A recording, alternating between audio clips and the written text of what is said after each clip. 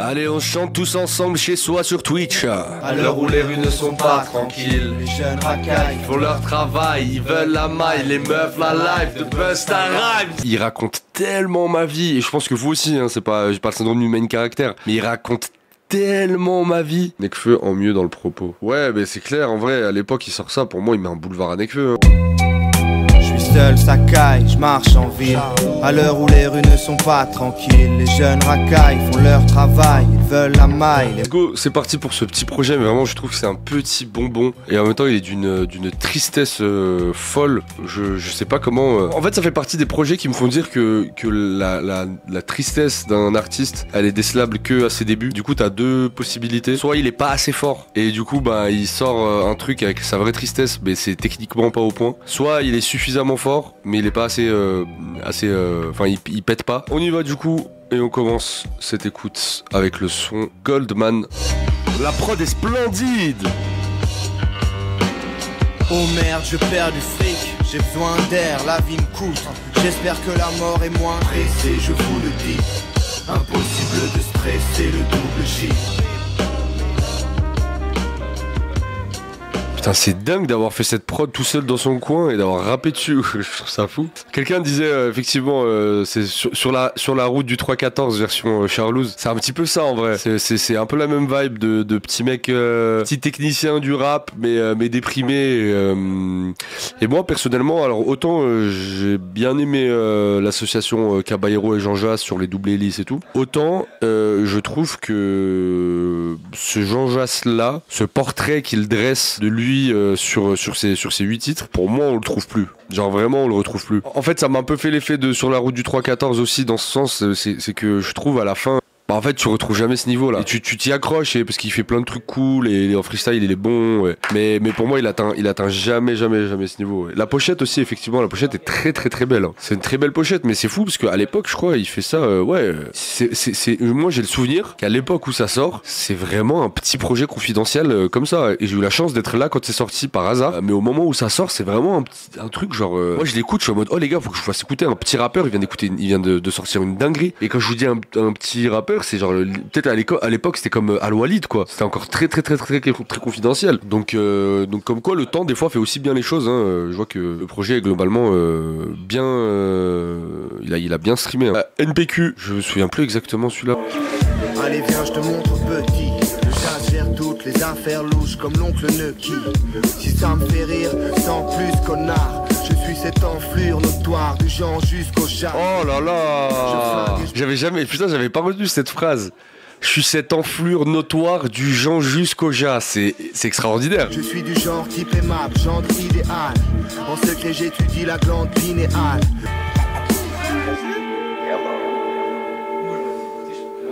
Il y a un son caché, je me souvenais pas.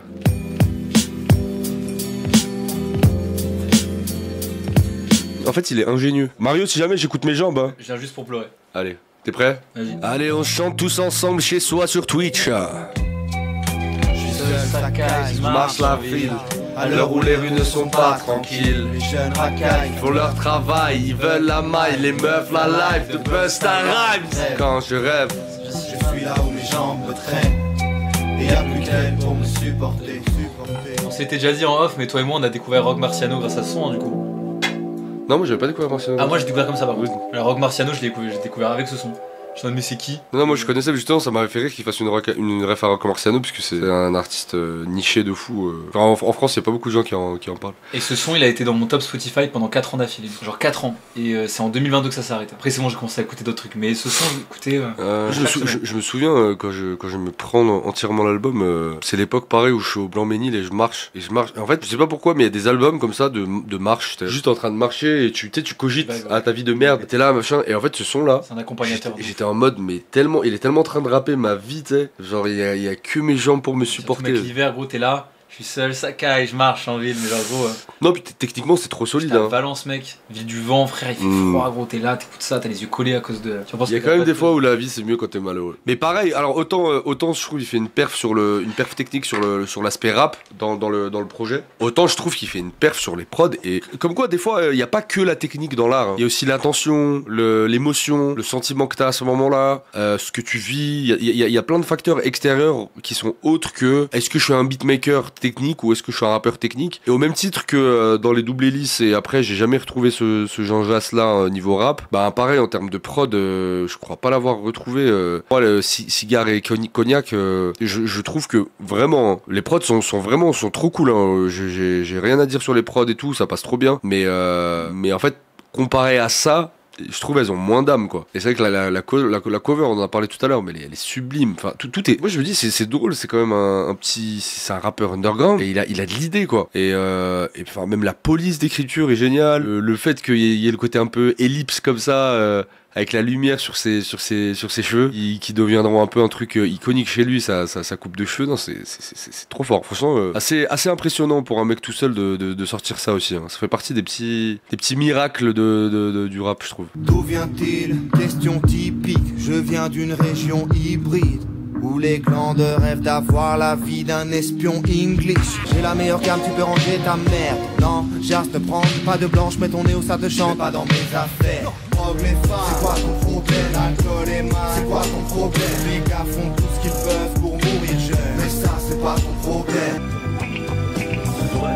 J'ai envie d'acheter le vinyle, voilà. Non, incroyable. Et en plus, il y a un truc qui est vraiment cool, je trouve, dans le projet, à part sur Mes Jambes, dure 1 minute 57. Les sons durent tous 4 minutes, 4 minutes 24, 4 minutes 10.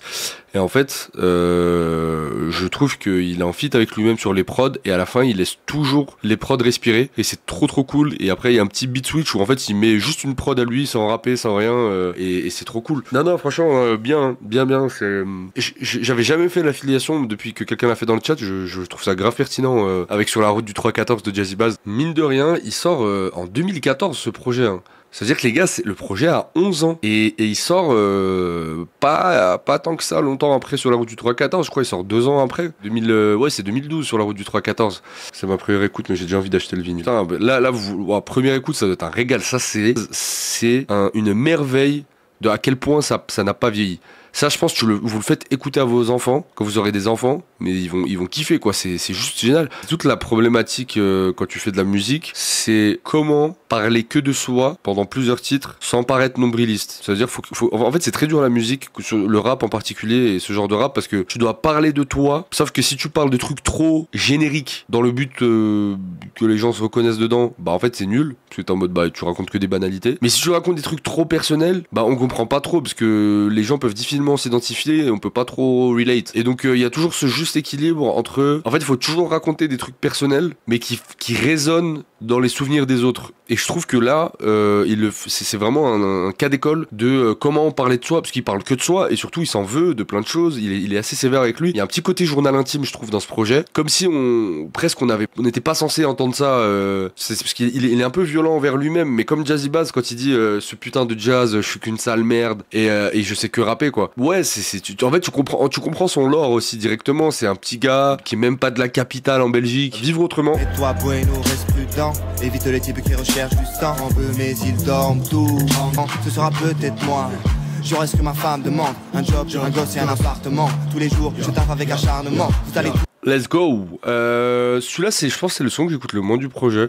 C'est mon seul ok sympa du projet. Ouais, mais toujours bon dans la prod, toujours bon dans la narration, très très très cool. Après bon, on encense ce projet, mais disons-le, c'est un peu comme Sur la route du 3-14. On avait ce débat là hier, mais avec Puncholog, c'est le choix entre ce que tu fais un projet court et tu gardes le meilleur, ou est-ce que tu fais un projet long. C'est quand même des projets qui sont courts. Je trouve personnellement, c'est mieux de faire court et d'envoyer que des petites pépites que t'as, que tu vois, je sais pas, est-ce que Goldman, s'il avait fait un 15 titres à l'époque, ça aurait fait sens. On se regarde Pippo Inzaghi, et moi j'adore le clip de Olivier Tom. Voilà, c'est comme ça que j'ai découvert Jean Jass. Il venait de sortir le clip, c'était trop bien. Mon oncle Youssef m'a souvent dit, un homme sans rêve est mort. Je suis toujours en vie, ça. Je n'ai jamais su quoi faire. C'est vrai qu'on plane avec ma bande d'amis, faut qu'on change d'avis. Pardon, là, je repull up. Putain, mais il raconte tellement ma vie, et je pense que vous aussi, hein, c'est pas, j'ai pas le syndrome du main caractère, mais il raconte tellement ma vie, c'est tellement, je vois trop ce qui touche avec ses doigts, genre le genre de personnalité,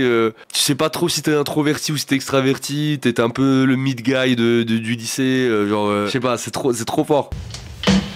Et d'ailleurs, moi, une fois dans un débat, je suis rentré, j'ai fait ouais, nanani, comme Pippo Inzaghi. Et genre, ils étaient en mode, ah ouais, t'as une bonne culture foot et tout machin. Et j'étais en mode, pas du tout. En fait, je connaissais pas Pippo Inzaghi, j'ai juste l'impression d'existence parce que j'adore le son Pippo Inzaghi de Jean Jass. J'ai fait le microphone parce que c'est rigolo. J'ai l'air d'un psychologue. Le jour, j'essaye d'être ce type clean, civilisé. Le soir, je remercie le streaming Illimité. C'est pour mes 2 frères, pour mes parents, pour toute ma famille. Pour ma petite femme, pour tous mes frangins. En moins de 3 minutes. C'est mon métier bébé. C'était lui, Pippo Inzaghi. Alors j'avais lu à l'époque que c'était un joueur de foot qui avait la particularité d'être, en plus d'être bon, qui se mettait vraiment devant les buts, qui faisait un contrôle et but. D'où la métaphore. Mais j'aime bien aussi la métaphore avec la prostitution, quoi. En moins de 3 minutes, c'est mon métier bébé. C'est trop bien. Ouais.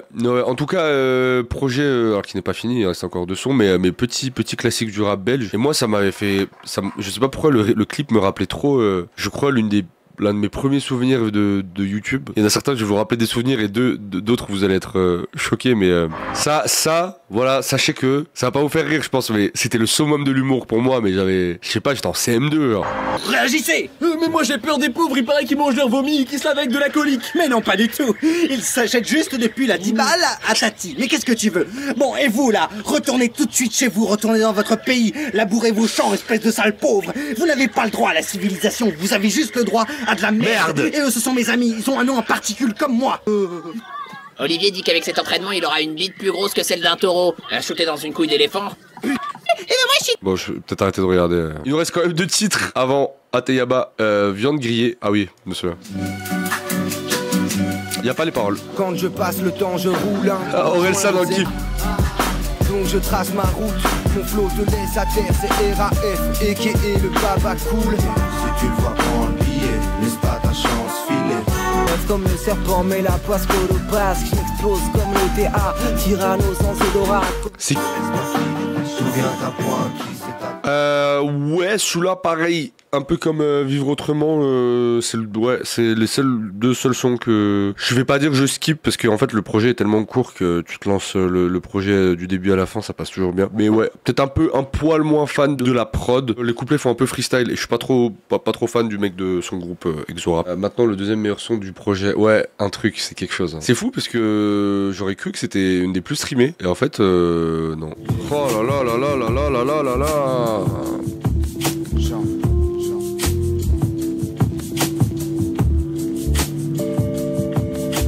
Comme de l'eau dans le gaz, ça sert à rien de voir les choses en grand. Essaye plutôt de voir les choses en face. C'est toute ma vie, je sais ce que disent les gens. Ça paye pas, mais ça me permet de vivre vraiment.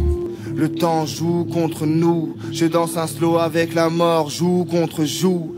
Faut que j'écrive ça, il se peut que j'en fasse un tube. Relance une fois cet instru, je crois qu'il se passe un truc. Oh.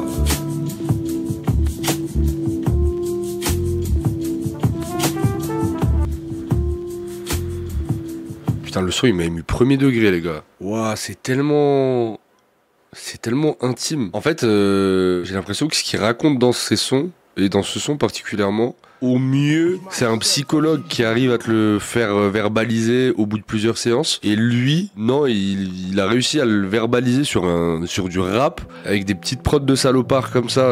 Franchement, pas surcoté du tout ce projet. Hein. Vraiment pas surcoté. Et d'ailleurs, il y a que 8 titres, et c'est pour ça, Jazzy Bass aussi, mais l'aspect court du projet l'empêche de venir s'acoquiner avec les autres grands projets qu'on pourrait mettre dans un top 50. Mais s'il avait fait un 14-15 titres comme ça, avec ce niveau-là, et avec encore, allez, un ou deux pur classique, mais je pense que ce serait rentré dans un top 50 all time. Les gars, c'est indécent là, le niveau qu'il a, que ce soit sur l'écriture, sur les prods. Puis ça a pas pris une ride. Je rappelle, le projet a 11 ans, les gars. 11 ans. ONZE. C'est énorme, les gars. C'est une décennie de rap. Hein. C'est-à-dire, il rappait comme ça il y a une décennie. C'est quoi le son qui t'émeut, qui m'émouvoit le plus? Je pense c'est... Je sais pas, alors en vrai Mes Jambes c'est clairement le son le plus touche, enfin le son vraiment triste du projet. Mais moi, mon petit chouchou de l'album c'est Pippo Inzaghi, voilà, parce que c'est comme ça que je l'ai découvert et j'adore ce qu'il raconte dedans. Et en vrai l'outro de fou furieux, l'intro est superbe aussi. Mais ouais, puis même ça, la manière dont il laisse respirer les prods à la fin, à un moment donné il enlève les drums, puis il les remet, puis genre t'as vraiment 1 minute 30 d'instrumental à la fin, c'est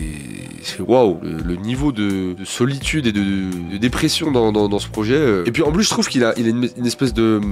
Il dévoile un peu son intimité, en même temps il a une espèce de pudeur. Tu sais, il va jamais dire j'ai déjà pensé à me suicider ou quoi, il va dire ouais, attends, il dit quoi, j'ai déjà machin au Smith & Wesson, je sais plus ce qu'il dit, une espèce de pudeur un peu dans ce qu'il dit et franchement je pense que n'importe quelle personne un peu sensible à la musique se reconnaît dans des choses qu'il dit, quoi. Nekfeu en mieux dans le propos. Ouais, mais c'est clair, en vrai à l'époque il sort ça, pour moi il met un boulevard à Nekfeu, hein. Voilà, Goldman de Jean Jass. Et ben écoutez, qu'est-ce que vous voulez que je vous dise, je sais plus combien je l'ai classé, mais en tout cas il a mérité totalement sa présence dans mon top 100 n'est absolument pas démérité, hein. C'est pas un album que je trouve, un projet que je trouve souvent, peut-être parce qu'il est court, encore une fois. Petit miracle du rap.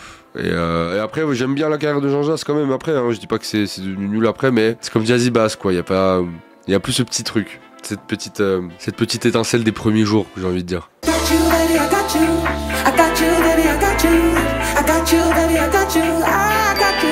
I got you.